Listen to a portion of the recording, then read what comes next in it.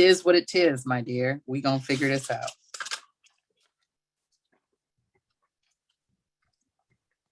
Good evening, greetings, and welcome to tonight's event, Becoming Abolitionists, a seminary co-op bookstore event with author Derecka Purnell, who will later be joined in conversation with Aja Monet. My name is C. Riley Snorton, interim faculty director of the Center for the Study of Race, Politics, and Culture, and professor of English and Gender and Sexuality Studies at the University of Chicago.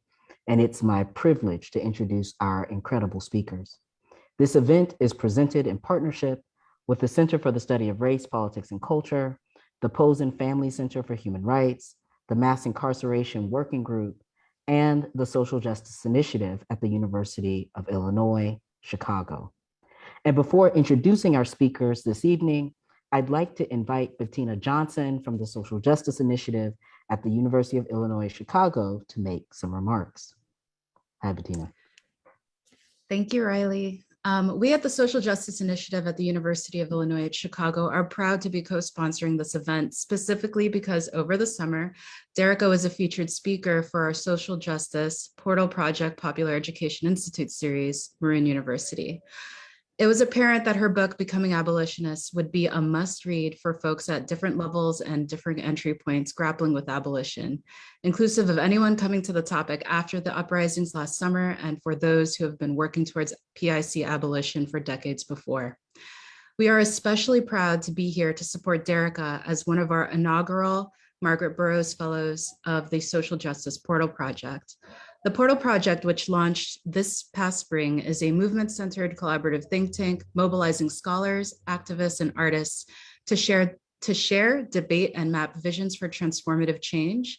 If you'd like to learn more about the Social Justice Initiative and the Portal Project, please visit our new digital hub at sjiportalproject.com. Thank you, everyone. Congratulations, Derecka, on your book. And thank you, Aja, Riley, Seminary Co-op, and all the other co-sponsors for making tonight possible. Thanks so much, Bettina. So in addition to being an inaugural Margaret Burroughs Fellow, Derecka Purnell is a lawyer, writer, organizer, and author of the recently released and critically acclaimed Becoming Abolitionists, Police, Protests, and the Pursuit of Freedom. In Becoming Abolitionists, Purnell draws from her experiences as a lawyer, writer, and organizer, detailing how multiracial social movements rooted in rebellion, risk-taking, and revolutionary love pushed her and a generation of activists toward abolition. The book travels across geography and time, sharing lessons from activism from Ferguson to South Africa and from Reconstruction to contemporary protests against police shootings. Becoming Abolitionists shows that abolition is not solely about getting rid of police, but a commitment to create and support different answers to the problem of harm in society, and most excitingly, an opportunity to reduce and eliminate harm in the first place. Described by Robin D.G. Kelley as, quote, one of the most perceptive and passionate thinkers of any generation, Derecka Purnell works to end police and prison violence by providing legal assistance, research, and trainings in community-based organizations through an abolitionist framework. Her advocacy efforts have led to the dismissal of over 3,000 cases based on unconstitutional policing practices. Additionally, she supports several campaigns and grassroots organizations around criminal legal system, electoral justice, and community investment, including Action St. Louis, Dream Defenders, Communities Against Police Crimes and Repression, the Ferguson Collaborative, and the Movement for Black Lives. Derecka also organized the founding steering committee for Law for Black Lives, a growing network of 5,000 law students, lawyers, and legal workers to support social movements. In the wake of the coronavirus pandemic, Derecka co-created the COVID-19 Policing Project at the Community Resource Hub for Safety Accountability. The project tracks police arrests, harassment, citations, and other enforcement through public health orders related to the pandemic. Derecka received her JD from Harvard Law School, her BA from the University of Missouri, Kansas City, and studied public policy and economics at the University of California, Berkeley as a public policy and international affairs law fellow. Her writing has been published in the New York Times, The Atlantic, The Guardian, Cosmopolitan, Harper's Bazaar, and Teen Vogue, to name a few. And she's been on NPR, Democracy Now!, Slate, What's Next, and MSNBC. She's the former editor-in-chief of the Harvard Journal of African American Public Policy and has lectured, studied, and strategized around social movements across the US, the Netherlands, Belgium, South Africa, the UK, and Australia. She's from St. Louis, so pretty nearby to us here in Chicago, and currently lives in DC. Her interlocutor, Aja Monet, is a surrealist blues poet, storyteller, and organizer born and raised in Brooklyn, New York. She won the legendary New Eurekan Poets Cafe Grand Slam Poetry Award title in 2007. And Aja Monet follows in the long legacy and tradition of poets participating and assembling in social movements. Her first full collection of poems is titled My Mother Was a Freedom Fighter, available with Haymarket Books. Her poems explore gender, race, migration, and spirituality. In 2018, she was nominated for an NAACP Literary Award for Poetry, and in 2019 was awarded the Marjorie Stoneman Douglas Award for Poetry for her cultural organizing work in South Florida. Aja Monet co-founded a political home for artists and organizers called Smoke Signal Studio. She facilitates Voices, Poetry for the People, a workshop and collective in collaboration with Community Justice Project and Dream Defenders. She's currently working on her next full collection of poems entitled Florida Water. Aja Monet also serves as a new artistic creative director for V-Day, a global movement to end violence against all women and girls. Please join me in welcoming this evening's speakers as I turn it over to them.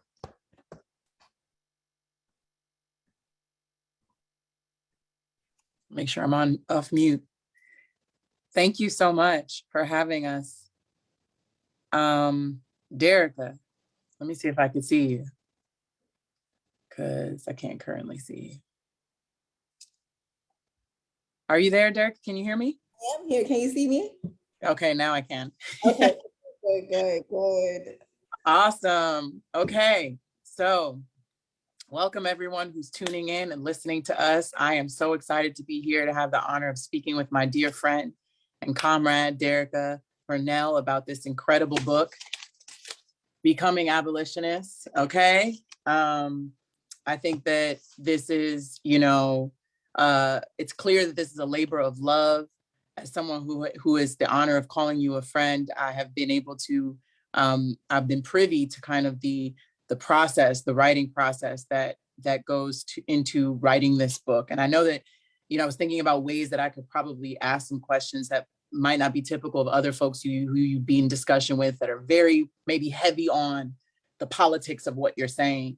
But I wanted to go into a little bit about the creative process for you as a writer, because I think that, we think of one of the things that often happens in our movements is there's this separation, I think, from the way that art and literacy plays a role in our organizing and our strategies for liberation.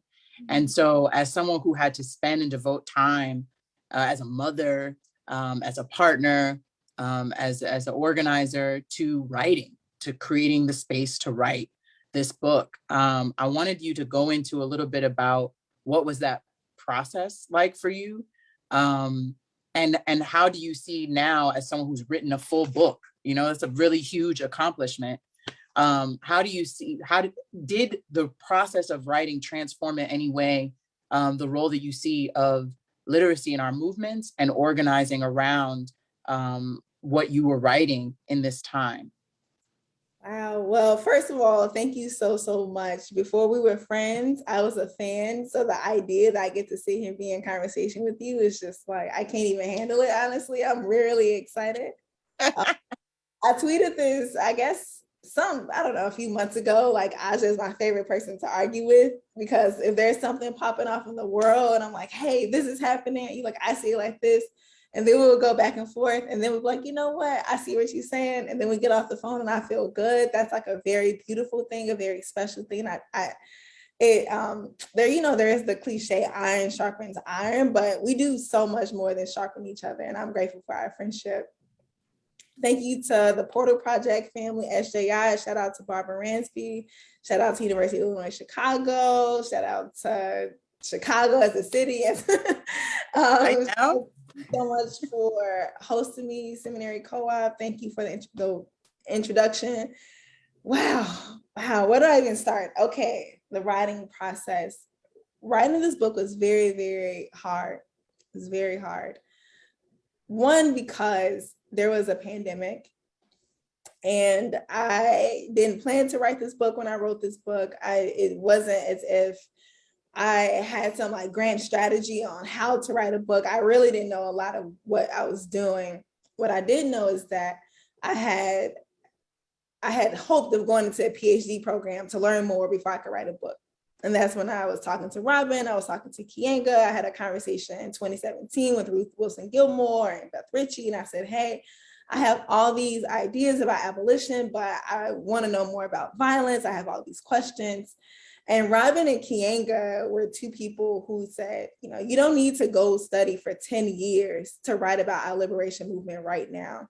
Look at our tradition of like writers and thinkers and organizers. They were constantly producing political content, artistic content, trying to experiment with our politics, trying to evangelize the masses, to steal a phrase from one of my friends in South Africa.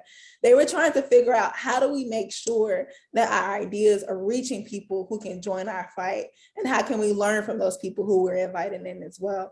And so that is ultimately the spirit from which the book comes from. It comes from not trying to write towards perfection, not trying to make sure every single sentence was beautiful, even though I do believe in the beauty of sentences. That matters a lot to me. But yeah, it's just trying to figure out, well, in this moment, how can we make sure that there are lots of different offerings around abolition, as defund the police was becoming a rallying cry just last year. So it was in that spirit that this book was ultimately produced. In terms of the writing process, like I said, it was very hard. There was a pandemic.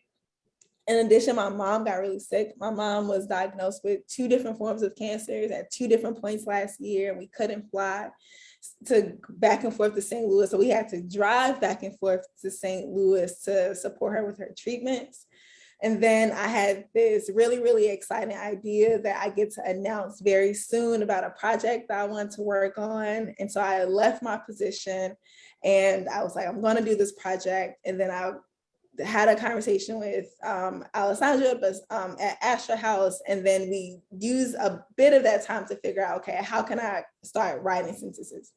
And so I had this incredible idea that I was going to write this book in 3 months. It's so funny now that I think about this timeline, because I talked to Darnell Moore, I had talked to all of these like writers, and they're like, you write fast, you will be good, just like sit down and hammer it out. But you can't sit down and just hammer out a book. At least I couldn't, right? Not while parenting, not while going back and forth, not while trying to build this other project, these other projects that I was working on. And what I wrote from October to December was so bad. It was just bad. It was just some bad stuff. It was like it shouldn't even be called a draft. I was like, wow, I really thought I could get a book off in a few months. But what I learned in that time is how to pace myself, how to trust myself, how to go back and review things I had read. I felt my politics changing as I was writing the book. So there are things that I thought about abolition when I started writing the book that I started to reject, the more I started to put more and more of my thoughts onto paper. It was a lot of fun reading and rereading previous texts that I studied before, and now engaging with the ideas as an interlocutor and not just an observer of their ideas. And so that process, reading widely, going outside the field, asking why is there a field? What is the field for abolition? Right. So I think that process, what can I say? I mean, it made me feel like this book would never get finished. And even right now, I can't believe that the book is finished, that you're holding it. You got orange Post-it notes in this book, right? Because it felt like it will never get done. I said, all right, y'all, I'm about to move on. Y'all can just have this book. But I was still struggling to like finish writing because I'm a passionate writer. And if I don't feel moved to write something, then I can't get it down. So there were points where I was excited about writing about other things. I was excited to write about student debt and Fannie Lou Hamer, but I had to finish this book. And I was like, oh, like, okay, how do I, like, where do I get it from? And so I felt very lucky that I had people who I would talk to. I would call you, I would argue with you, I would complain to you about the title and the cover and, you know, some synthesis, some arguments. I had a group of people, really, a community that really helped me down. And I think they became a therapy group, they became an ideas group, they became just a place where I can find support. And I think that it felt like we were practicing this journey together. Mina was a part of it, right? Michelle, Niall, all these people who I loved and trust, people I'd organized with, people I'd lawyered with. I think having that feedback circle really shifted the writing process for me and helped me get over the finish line. Thank you for sharing. I think what's powerful about what you're describing, and I hope that those who are listening are aware of, especially folks who are organizing in our movement, is that a book, though it may have a title and an author, is largely a compilation or a collaboration between the author and their community. And I think sometimes we see it's very easy for us to be like, this lift up the author, just like we lift up leaders, and forget that there is a community that makes the book possible. When you think about James Baldwin or Toni Morrison, or, I mean, people look at these authors, and I always think of like Kehinde Wiley, right? You see his painting and you say, wow, that's a beautiful painting. I could never make something like that, not knowing it took 50 people to create that one painting. And so sometimes that's the most interesting part for me, was also looking back at, you know, the credits and the different acknowledgements and the things that, you know, you pay homage to. And in your book, you actually make so many historical references of our past, but also of the current time and our legacy of organizing right now, and the things that we're doing currently that are showing us that abolition is possible. So I wanted to go into a little bit of one of my first questions, and the questions that come from just things that come up while I was reading. So it's very obvious that you frame your personal experiences is a huge part of how you enter this work, which I think is really wonderful, because a lot of times we think that you know, people are just poof, they just have the answers and they know what's going on, and they know right from wrong. But what I think your book does is it gives everyone an entry point and an understanding that we used to call the police. We used to think police were supposed to be the folks that would protect us, right? When things were going on wrong, no one gave us or told us that there were other examples. However, something you show, even towards the end of the book, around the little boy that was in the street, you know, there have always been these things that we do naturally in our communities to try to protect our communities that we sometimes forget is a big part of just how we move, which is an abolitionist practice, right? So I think that your book does that wonderfully in some of the ways that you share the personal experiences that you had. One thing that I wanted to ask you about was that I think this was a part of your Atlantic article that is the intro, but at the end you say something of the first chapter that something around time, right? But if abolitions had waited to convince every single person that freedom was worth the pursuit, Black people might still be on the plantation. And this reminded me of the tweet that I love that you posted up, which is, change doesn't happen overnight is one of the biggest lies told to people fighting for progress. Bailouts come faster than stimulus checks, bombs come faster than food, arrests happen more quickly than releases. It's just a lie we cannot tolerate. I wanted to ask you, what role do you feel time plays in our pursuit of justice, abolition, freedom, equality, you know, our vision? Is time in fact real? There's this notion of waiting or not waiting, right? And I think that your book grapples with this. As you talk about becoming, I think of that word becoming, you know, Michelle Obama's becoming, you know, and then, you know, there's this credible writer, Nigerian writer, Bayo, who talks about sort of the unbecoming of the African approach to life, right? That somehow becoming seems to be this notion of capitalists' Western ideal that like we aren't already that thing, that we aren't already, that isn't already within us, or it's not already possible. I think your book kind of pushes along that. So I wanted to ask you, what is time to abolition, right? What is time to freedom movements? And what ways do you feel we can make the things that we want to see shift our relationship to time and the way we see time working out in our movement, our social movements? Wow, coming with the easy questions first. I see. What is time? Sorry, Okay. These are questions I be having, and I'm like, juicy, let's go. Wow, what is time? The easiest way, at least for right now, because I haven't. To our movement, not just in general, but to our movement. Right, not just. The waiting versus the non-waiting, patience versus urgency, you know? Yes, no, it's important. When you start describing time, the first thing that I thought about was tradition. Because tradition is the main way that I think about time. Even when we are on the phone and we are trying to figure out, does this comport with our politics? And I say, Aja, what tradition are we in, right? Is this in our tradition?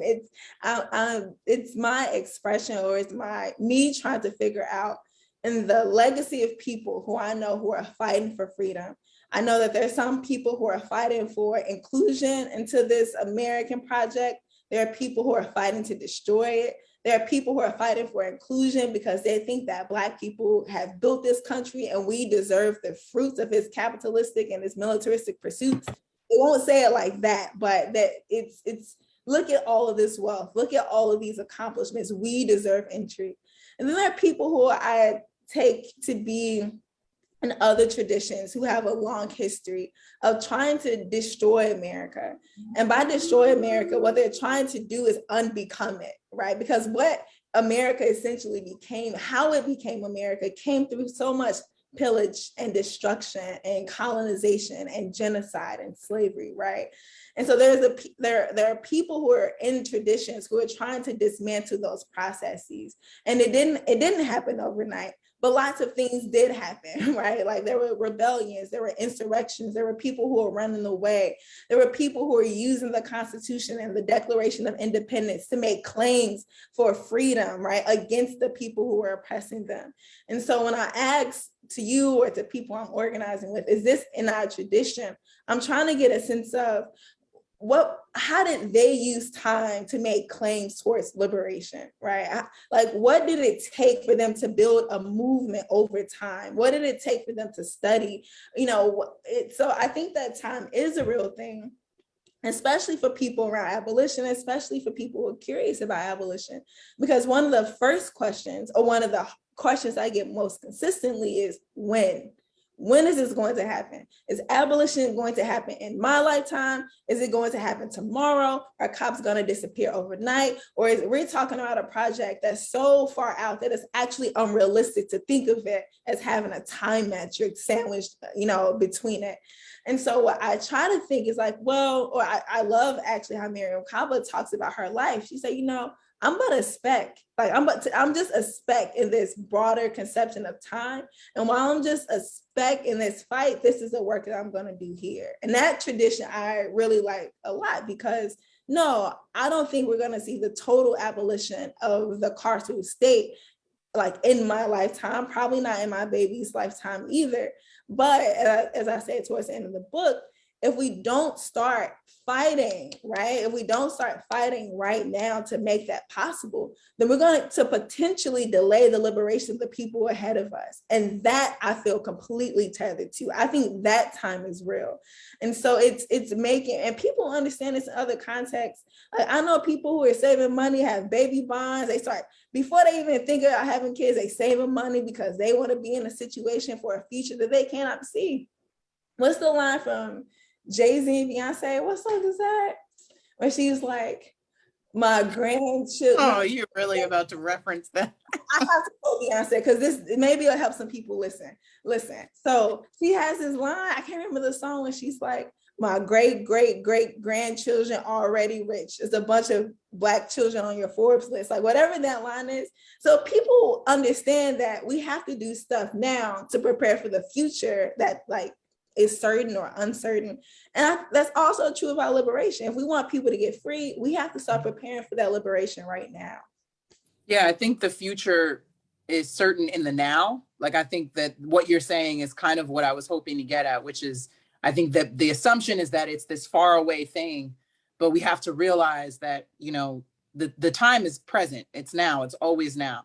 And so I think as you focus on the now and what we can show up with in the now, then we'll eventually get to the place we want to be. You speak around at different points in the book, but definitely towards the beginning, around police as an arm of capitalism, right? And therefore, I guess one of the questions I wanted to ask as people are thinking about getting this book and working with this book is, what sort of, I think I know your answer, but to instigate the conversation, is it possible to have abolition in capitalism? And does abolition inherently imply the end of capitalism? Love this question. So I want to answer it in two parts. So can you say the first half again so I can speak to that part first? Yes. Is it possible to have abolition and capitalism, which is kind of the inverse, the question of each other? And does abolition inherently imply the end of capitalism? Yes. So can you have abolition and capitalism? I would argue no. I think that there are people who would probably argue maybe, and some people who may argue yes, right? So capitalism produced so much inequality. For every Black billionaire that we celebrate, they create so many more Black women in poverty, right? It's that level of inequality, excluding people from homes, from the labor market, from education. It creates these crises, these constant crises. It makes people precarious. It makes them more vulnerable to violence. And then we send in police. We have an entire police force, or a national police force, essentially, whose jobs are predicated on managing these crises and protecting capital, protecting labor, protecting private property. So as long as we have a system, an economic system of inequality that creates these crises, we're going to continue to have police to go manage them. So I've been getting emails the last couple of weeks. It's just like, you're an abolitionist, explain murder. Look at these murder rates happening all across the city. And I was like, well, email the cops, because right now we have cops who should be responding to these, right? But they can't. The cops can't respond to the increasing murder. We have increasing homicide rates because there's more precarity. Why is there more precarity? There's more economic violence. We're in a housing crisis right now. Food insecurity is through the roof. So all these levels of trigger it feels like an insufficient term to describe the gravity of what's happening. What's happening is not right. So they can't respond to these things. They can only manage them. And it's actually very sad, because policing becomes a jobs program for people who can temporarily remove themselves from the crises by this much and then be employed to then go and manage it. And so as long as we have that system of capitalism combined with our rabid gun culture, in the United States, we're going to continue to have the carceral state as a response to it, right? And so I don't think that it's possible to have abolition on the long side of capitalism. Now, the second part is, does abolition necessarily mean the end of capitalism? I would hope that it does. I've met people who are not necessarily convinced. And so one reason I talk about abolition in the book, but I talk about other politics like socialism, for example, is because I think that if we aren't explicit about critiquing our current economic system and fighting against it and presenting alternatives, then people can think that we can be abolitionists alone without thinking about capitalism or without thinking about homophobia and all these other systems that lead to violence. And the biggest example that I have of that is the conversation around anti-racism right now. There are people who think that we can be anti-racist without considering capitalism. It's as if race exists in this bubble that's not tethered to our economic system that helps to form race. And so there are people who think they can be anti-racist without being anti-capitalist. And I didn't want to make that mistake in the book, which is why I explicitly talk about capitalism in the way that I do. And so I think that we have to fight for the dismantling and destruction of the carceral state, but we also have to fight for all of the reasons why it exists. And capitalism is a huge reason why it exists. Yeah, thank you so much. So I have so many questions. Okay. There's a part where you go into Robin Kelly's work, and also talking about Maroons and the Maroon communities, which I like have long discussions with you about because it's one of my devotions and passions. And I just really, really think there's so much to learn from the Maroons and sovereign communities in our past. And one of the things that it often makes me think of is around, there's a quote in your book towards the middle of the book that says, when you're talking about Black women and trying to be safe from sexual violence, but you say running away was the most common way to resist, but there were also acts of non-participation and sabotage, secretly speaking their languages and practicing ceremonies. This surely accounts for their survival, but the damage is nearly incomprehensible. I wanted to ask you, June Jordan also wrote a lot about this, and it seems to be this idea that in the same way abolition seems so far off, right? That when we talk about non-participation in our social movements, also seems to have this very elusive, impossible notion around it. And it seems to be one of the most exciting, possible, tangible ways for our folks to be involved. And so when we often think that Black folks who particularly really delve into this realm of non-participation, sometimes consciously and sometimes unconsciously, but that the nature of that isn't somehow inherently a way of resistance, and there's a way we can organize non-participation. And I wanted to ask you, how do we organize non-participation in our social justice movement? What role does non-participation play in abolition?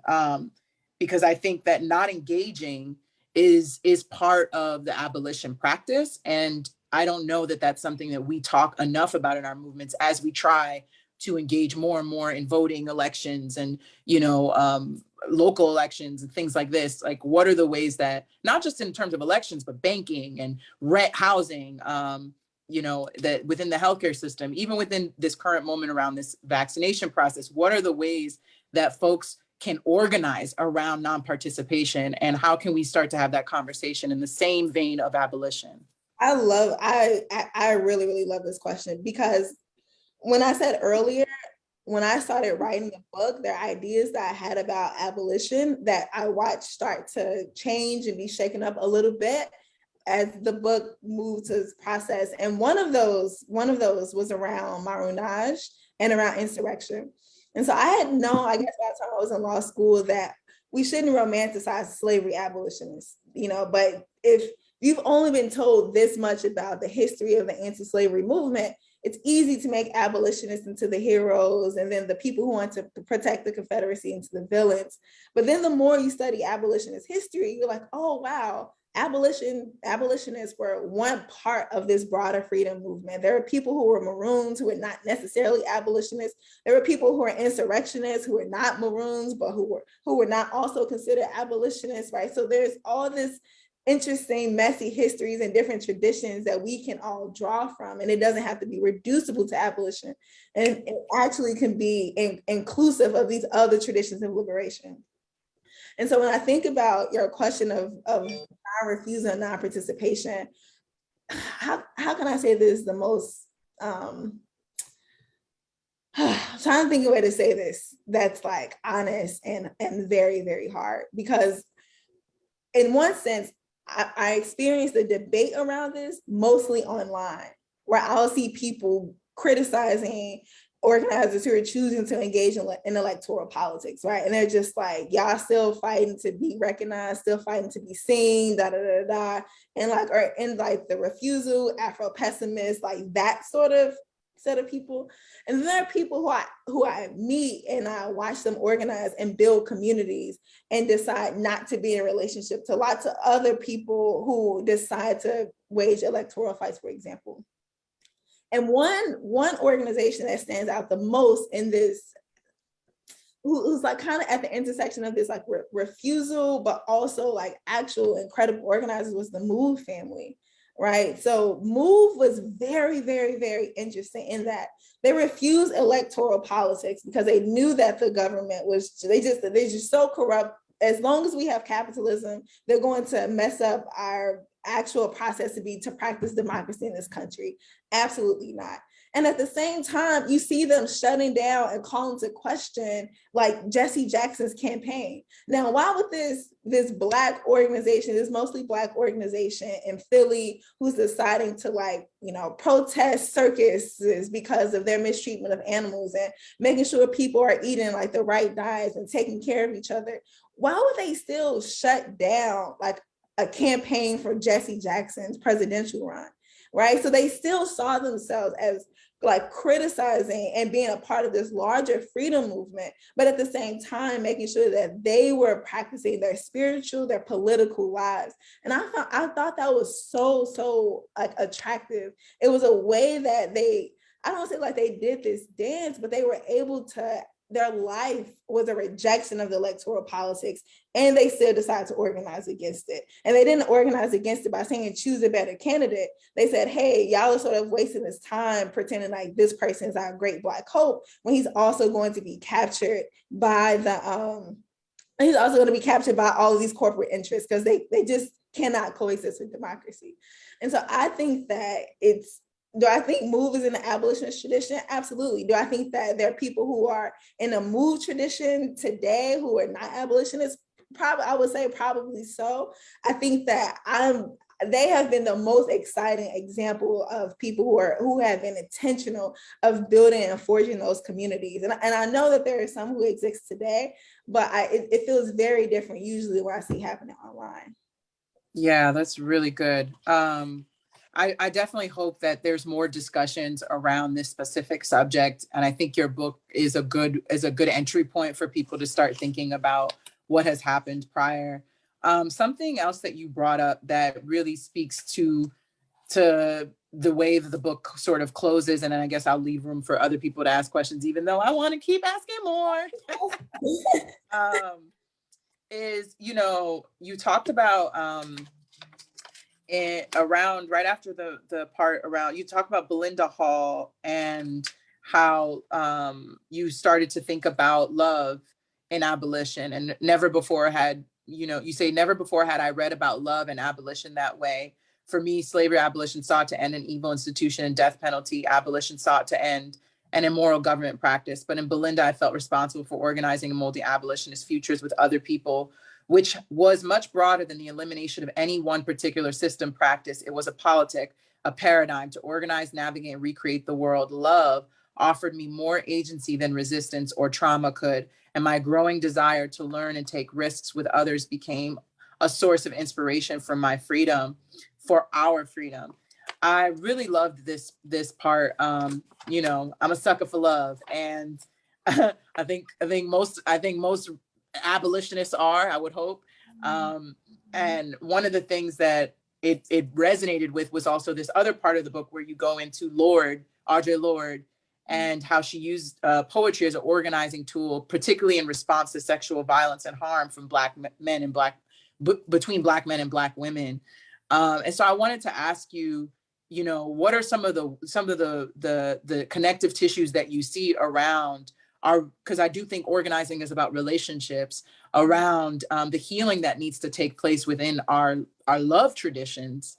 What role does love and the tradition of love for Black people play in abolition? What can we learn from our traditions with love to help shift our ideas around abolition? Because you notice this in the book, we need everybody, and we need, we have created a movement where there's a lot of polarizing conversations, and we're seeing the conversations become very stigmatized around groups and identities that don't really offer room for us to expand and reach across some of these, you know, identity groups that we have held we've held on to so tightly because of the trauma and the things that we've experienced, rightfully so.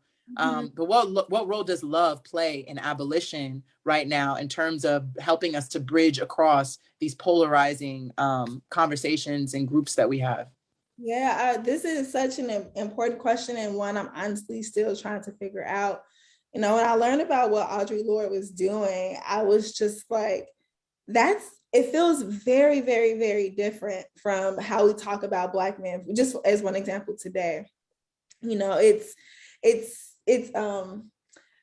she has this point. I mean, it's in the book. I'm probably going to misquote it, but she essentially says, look, we get it. We get it, Black men. Y'all are held down by the man. There's patriarchy, there's exploitation, and you come home and you want to hit your woman.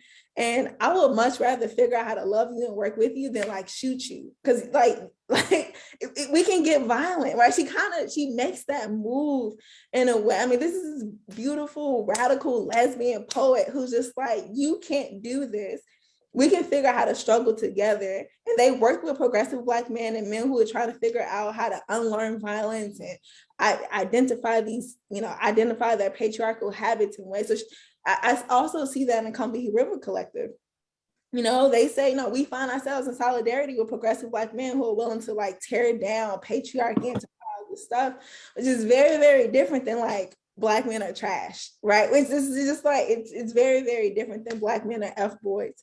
And so I was just trying to figure out, well, in what traditions, right, can we learn from, that we belong to, where people are trying to figure out this very, very sometimes hurtful, complicated, messy, annoying ways to like struggle together. And it's hard, like it's challenging. It's very, very, very, very challenging. It's not going to be easy. But it seemed like there was some basis that, okay, we're just not going to be fighting together just because we're Black, right? Like I have this love for you because I understand that you're a soul trapped in a Black body, and I am too. And we have to figure out how to respond to like our Blackness and our how we've been conditioned to who we're attracted to. Like we have to navigate all of that stuff together. And so I think love it's so important. And a lot of that, is coming from Robin. Like hearing Robin talk about love instead of trauma as the basis of our organizing was so impactful for me as a law student, especially when the dominant narrative was that Black students need accommodations in these spaces because the world is just so constantly triggering. And so it's like, well, Black people need more than just like accommodations at work or at home or in the school because of what's happening in the world, right? We need a movement to fight white supremacy. And the way that we, help force that solidarity is by being in deep relationships and community with each other. A part that's a bit tangential, I'll add to that, is when I hear people ask, how do we make sure that this is accessible to people in our neighborhoods, to people in the hood? And it's just like, well, are you in conversation with people? Are you listening to them? Are you in like what sorts of conversations are you already having? Who are you listening to? Who are your people? Because it's not just about whether we can make our love and abolition like accessible to people who are interested in fighting. It's also, they have things to offer too. Like we're listening to, like I think it's like a family. Like we learn, we struggle, we disagree, when we figure out how to move on, in spite of our differences, and where we can build, that's where we forge. And so I think that the love coming from Robin, coming from these traditions of radical Black women, especially radical Black lesbians who are writing and organizing in the 60s and 70s, I think there's just so much to borrow from them, right? And I mean, I learned this a lot from you too. It's just, I remember we had a conversation, I hope you don't mind me sharing this. And you were like, I know I'm a poet, but I have all these other things I'm really, really good at, like hella good at. And it seems as if there's just this, the arts people are over here and the organizing people over here. But what Audre Lorde was able to do was bring that all together in her work, right? She was able to showcase that love through her work and through her organizing, which I see that's the work you're trying to do as well, and that you do so wonderfully and so incredibly in Miami, and now literally across the world with V. And so it's like, if we aren't able to pull that love ethic through, then what's going to be the thing that holds us together? Like what's going to be the glue? Yeah, I think that love ethic, even not just between us as Black people, but us and other folks, white folks, indigenous community. I mean, the solidarity work that's necessary, the international solidarity work that's necessary for abolition to take hold, I think is a big part of that love ethic. And I just really admire the way that you bring South Africa, and you've always just in your work talked about, the ways that we need to look to other examples, other places for examples of how to fight and how to resist, but also how to love each other and how to hold space for one another. there was, I'll end here before we get into the next few questions, but something that really touched me is obviously towards the end of the book. I had this interesting thought around the right to refuse.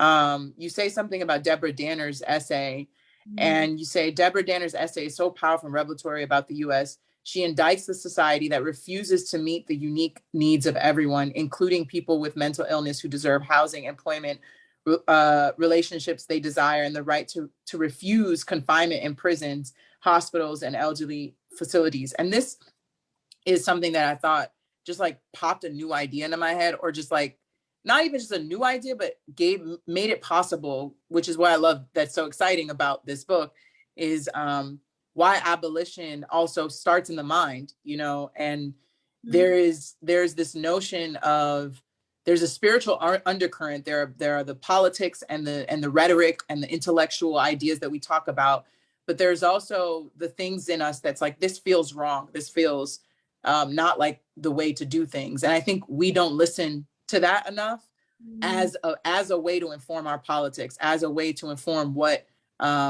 we see and what we want to see in the world. And I think Audre Lorde talks a lot about this, is feelings and what the use of feelings do in June Jordan, all these incredible writers of that time.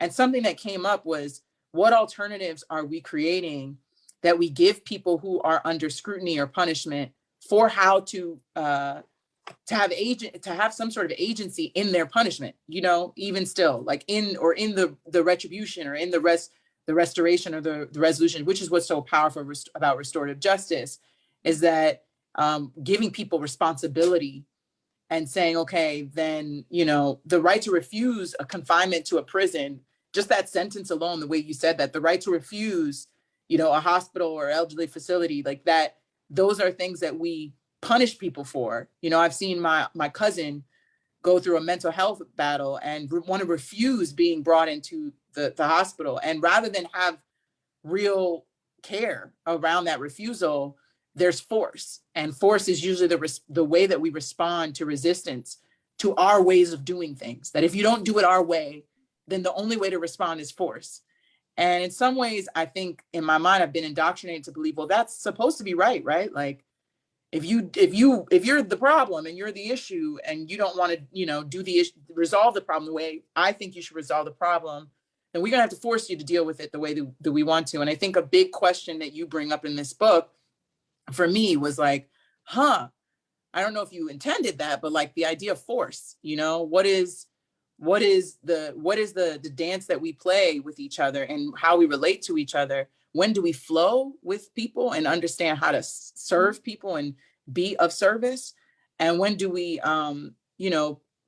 press against our will against people, which is power, right? How do we enforce our will for the things that we want to see for the larger collective good? And I guess I wanted to end there with just, what do you see, or have you struggled with that question? Because I'm sure you have struggled with that question. Yes, I mean, well, I guess this book is a struggle with that question. Yes, the book is a struggle with the question, and an invitation to struggle with other people with that question. I've gotten messages from people who say, this person harmed me this way. I can never imagine like going through some accountability process with this person. They need to be in a cage. Or even before today, I found out like more than $1,000. I was like defrauded from my credit cards. I'm like panicking before this event. And I was like, ooh, gosh, like, I don't want this person to go to jail, but I don't want them to steal money from me. It's messed up, right? It's so messed up. Even when I had COVID last year, somebody stole my bike for my birthday gift, like my birthday gift. And it's just like, no, I don't want that person like in jail. If you are taking a bike out of someone's car in the middle of the night, I mean, you probably in an economic position where you already exploited, right? So it's just like, yeah, I don't want that person to go to jail. Or my kid does something, bad. We do have a conversation about what their accountability is. And we say, hey, what do you think is fair for like what just happened, right? You just took this toy from your brother. Like, what do you think should happen? And we talk about that. And what's so unfortunate, especially in our criminal legal system, is that that agency, right? That agency, the people who have the power to negotiate their liberation, the people who have money, like the people who have money, the people who can afford appeals. When you have courts who refuse to even review DNA evidence that may relieve someone of a death row sentence, right? And so it's so unfortunate that we have all of these so-called rights, and the more I lawyer, the more I realize is that just have just no real meaning like in the world. So yeah, I have to grapple with what accountability looks like and why accountability is different than punishment. Knowing how right now we have a very cheap and violent way to address some punishment in society, not even all of it, very, very, very, very few. And so we have to ask ourselves, are we going to be committed to actual accountability to reduce harm, to reduce unnecessary suffering in this world? Or are we going to keep putting people in positions where they're only going to be harmed additionally by police and by prison staff once they get out of jail, experience this more discrimination that leads to more violence, right? And so even with Black women, I get a question all the time, Black women are so vulnerable to this violence, abolition is gonna hurt them. And it's like, well, when Black men go to prison and they leave prison, guess who they end up back in the home with? Black women, right? And so if we want to figure out how to make sure that people have dignity and agency, we have to undermine the root causes of their harm and violence in the first place. And the police and the prisons, they just can't do that. Yeah, thank you so much. Yes, thank you. One of the questions someone has is, when we talk about abolition and how it cannot exist fully in step with capitalism, how can we face the reality that dismantling the dominant economic systems, however liberating, will still create chaos and resource wars? Sometimes abolition feels romanticized and that it will happen seamlessly, but I'm struggling with staying rooted in what it will take. Thank you so much for this talk and your work. Yes, love that. It's what I kind of said that earlier, that even with slavery abolition, I had to, over years, like, oh yeah, there wasn't this romantic idea of like abolition. Like people had to fight. There was a war that happened ultimately. There were amendments that had to be added to the Constitution, right? Our entire economic system had to change from a slave economy to a wage slave economy that we're still fighting against rather. And so I don't think abolition is going to happen seamlessly. We know it's not happening seamlessly. If you read any headline for any major paper, what they say, police are getting defunded and that's why crime is up, which is just not only just wrong, it's bad journalism. It's just not even true. So I don't think that abolition will happen seamlessly at all. I think that it's a fight that we're going to have to take that's going to be small and big. On the small scale, we have to be intentional in having conversations with people in our families, people at our workplace, our places of worship, our school. We have to be intentional conversation. We have to join organizations. We have to fight campaigns at the state, local level, at the federal level. We have to engage literally with so many different facets. And for people who choose to resist by building and forging maroon communities, I think that's a viable option too. So I don't think it's going to happen seamlessly. I think it's going to take a lot of struggle, but I think that struggle is going to alleviate the fight that people are going to have to take later. Yeah, thank you. Oh wait, why is my video? Yeah, you just went off camera. I don't know. Oh, there we go. Okay. How do you practice becoming abolitionist as a parent and teaching this process to your children? Oh, wow. Every day I try to figure that out. Which is great because there's some references to this in your book, but go on. Yes, there are references. I talk about my children, I don't know a lot in the book, but at least a few times. Yeah. A few times I talk about. I love the part about the nail salon and would you and yeah. And you were like, it's capitalism can have a man do nails, but not get his nails done. Yeah, it's so arbitrary. I need to call you because Juice read that section yesterday and he didn't know why the nail tech tried to refuse his nails from being polished until yesterday. And he said he did that because I was a boy. He didn't. So we literally just had that conversation yesterday. Wow. So I think practice becoming abolitionist as a parent. Since my kids have been born, I have Juice is 7, Garvey will be 5 in 7 days. I try to be intentional. I try to have conversations with them about capitalism, about inequality. I don't try to shove it down their throats. I'm honest with them. When we, for example, I remember one time Juice asked me, why is this person asking for money? And that led into a conversation about exploitation. And so now the way that we talk about capitalism, he understands that, oh yeah, there are people who steal money from workers. And if they pay workers, more money, then more people will have less. And then we would have more. And then we had to go from that conversation to, well, shouldn't all the workers just, take turns and share the money that they get from selling things together, right? This is our conversation into socialism. And so with abolition, it's similar. I ask him, in movies, when we watch a movie, why is this person going to jail, right? Why is this person going to jail? Well, it's usually a poor person who's trying to steal something from someone who's rich. The rich villains in like movies, whatever. So we use pop culture, we read things, right? We try to think about, well, how is the world currently configured? And when they ask questions, I just try to explain very simply to them, like, these people have power. Like, when was this? When Space Jam came out, he asked me there was such thing as Black capitalists. And I was like, yes, there are Black capitalists. There are Black people who, own like companies, and they pay their workers like, way less than they pay themselves. And so then we had this whole conversation about Black capitalists, because he thought that capitalists were only white. And I was like, oh yeah, because we haven't had a conversation about it. And so I just try to be honest. There's more, I think, in the book. I'll figure out how to answer that question more succinctly, because now I'm just overwhelmed with so many different examples. But please, if you have questions about parenting and you want to talk about it, just email me. You can just Google my email. It should be everywhere now. And then there's this last question, I guess, that's, where do abolition, you can read it, sorry, I'm like, do your job. Do your thing. No, where do abolition and decolonization intersect in your mind, and what movement strategies are you monitoring? Wow.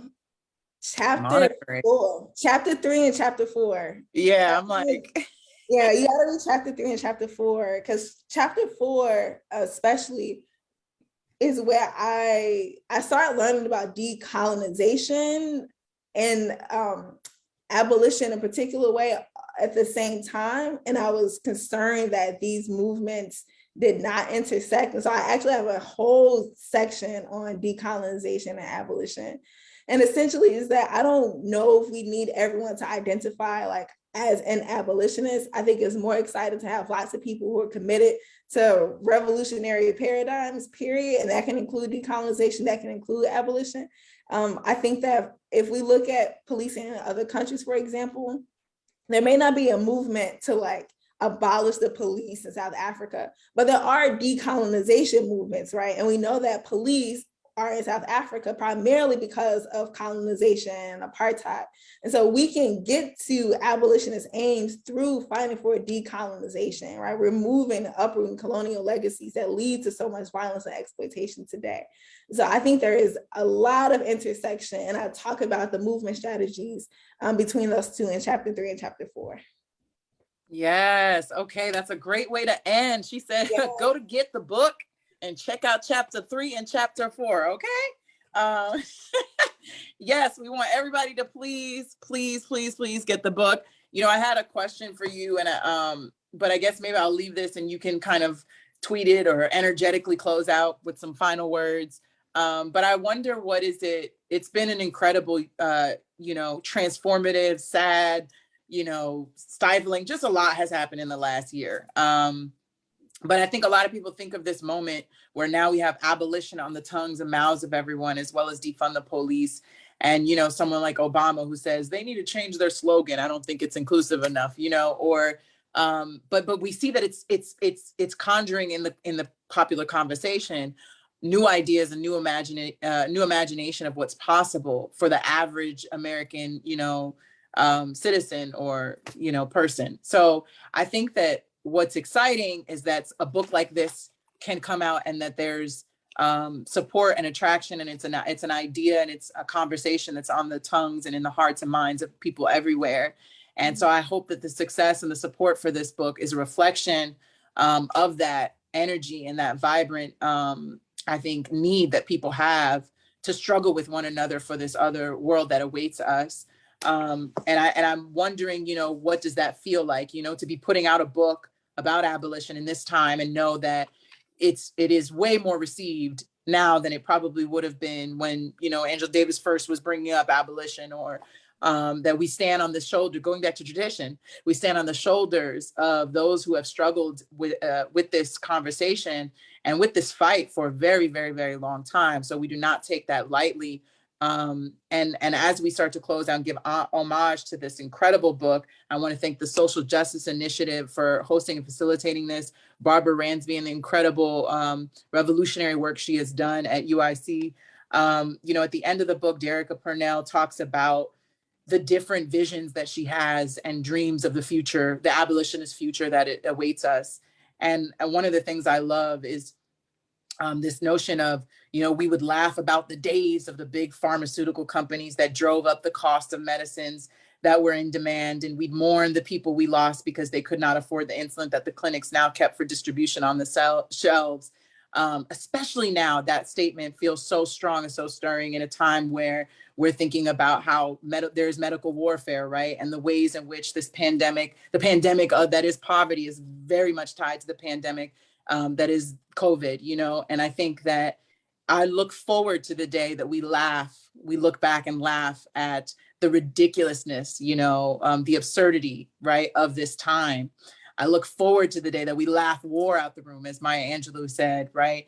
That we have the green teams that you talked about, that we have some of these other committees, these Safe Outside the System collectives, right? The AMC, the Art Mediation and Conflict Resolution Center, right? I look forward to the days that we create the very things that you are helping us imagine and envision in the closing chapter of this book. And so I want to say thank you, Derecka. I know that it is on our tongues, it's on our hearts, it's in our minds, it's on our fingertips. And every step that we take towards this future, it's more and more possible, it's more and more real, and it's more and more possible, more and more real, because people like you take time to push us and probe us into that direction. So I love you. I'm so honored to be in conversation with you. I'm honored to be in struggle with you. Everyone, please get this book, sit with it, organize with it. The book is only going to be as powerful as our use of it. And I pray that you find gems in here to help organize folks who are on the edge or don't have an understanding of what abolition looks like, and to know that Derecka offers us real personal stories of what her struggle was into this idea and into even thinking, oh, abolition, how, why, when, all these questions are things she struggles with us. So she's not preaching to us, she's struggling with us in this book, and I'm so grateful for it. Now I will end. Derecka, do you have any closing words that you want to share with all of us? Wow, that was just so beautiful. Aja, thank you so much. Like I said, I am a fan, and now I get to be a friend and a sister. And so thank you so much. Thank you to everyone who's watching. I could not agree with Aja more. I just couldn't agree with you more. Like I couldn't. There are no experts in this work, right? When I hear Angela Davis say she strives to be a freedom fighter, it's like she's striving to be a freedom fighter. So what does that mean for the rest of us? Like, where is our humility? So I'm just grateful to be in struggle with you, to be in love with you, to be in friendship with you, to be in community with you, to talk trash with you. And then, yeah, for everyone else too, I hope that y'all see all of us forging this tradition. There's no roadmap. We make it. We make the road. We make the road. Yes. Thank you so much, everyone. I think that's it. We want to close out. I want to thank everyone who helped make this possible. All the folks who are on call with us. Thank you for tuning in. Please retweet, quote the things, post up, share, tell your peoples, knock on doors, hand the book out, gift it to people that you love. There's so much that we need, and word of mouth still goes a long way. Absolutely. I believe in word of mouth far more than clicking on, dots and likes and all that stuff. So let's be very, very clear. I am not the quote person for "We Make the Road." That is Indigenous Resistance Zapatistas, is not me. Do not attribute that quote to me. Oh my gosh, it's so scary. No, that's not. I wish. Well, I want to thank Riley